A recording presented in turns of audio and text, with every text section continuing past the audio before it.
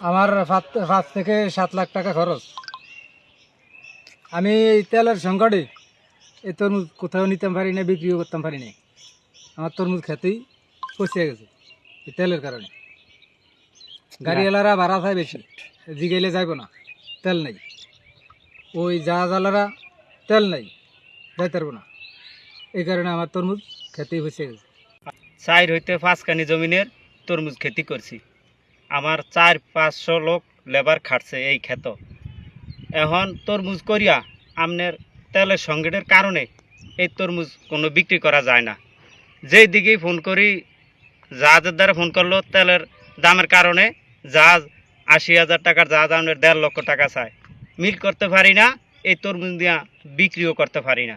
এই কারণে বিভিন্ন পদের খাদ্যের দেনা ফেনা ওইয়া আমরা অন্তে সংসার চালু করতে, চালাইতে, ফলাইন চ্যানেলে চলাফেরা করতে আমাদের অনেক সংকটের ভিতরে, আমরা কষ্টের ভিতরে আছি।